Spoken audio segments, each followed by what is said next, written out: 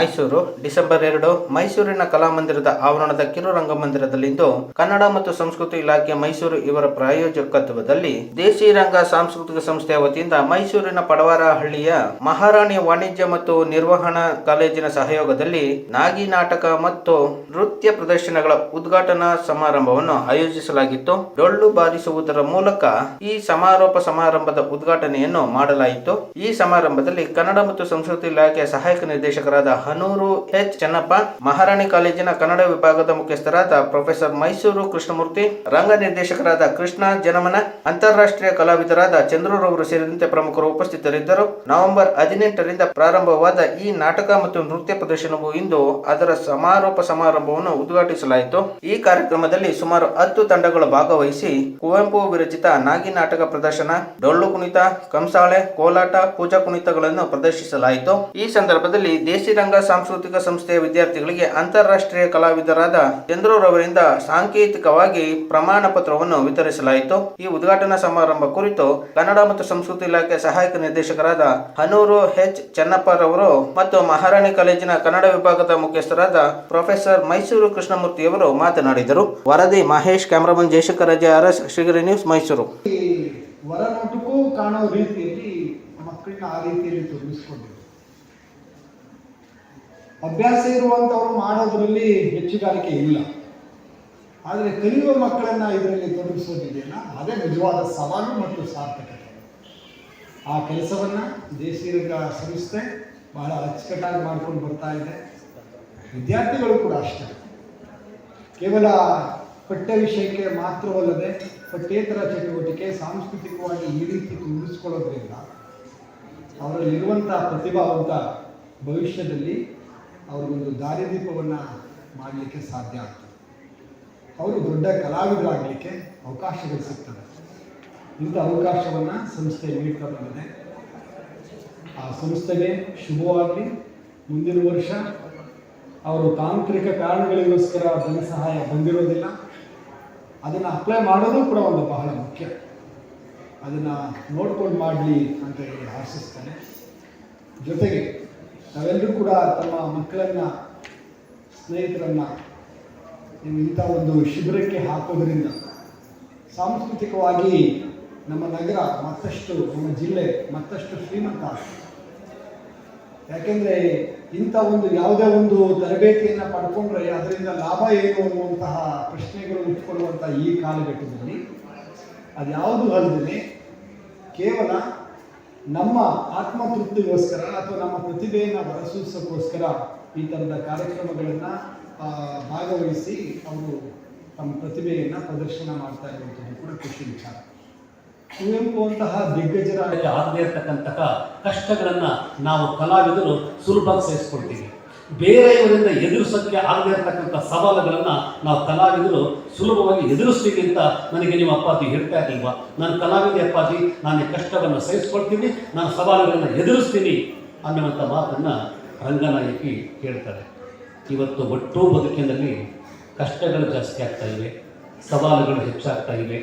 ಅದನ್ನು ಎದುರಿಸೋಕ್ಕಾಗದೇ ಅನೇಕರು ಆತ್ಮಹತ್ಯೆಗೆ ಶರಣಾಗ್ತಾ ಇದ್ದಾರೆ.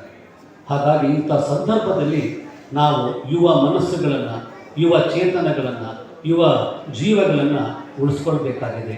ಹಾಗೆ ಉಳಿಸುವ ನೆಲೆಯಲ್ಲಿ ಈ ಕಲೆಗಳಿಗಿಂತ ಬಹಳ ದೊಡ್ಡ ಶಕ್ತಿ ಇನ್ನೊಂದು ಇಲ್ಲ ಅನ್ನೋದು ಎಲ್ಲರ ಭಾವನೆ.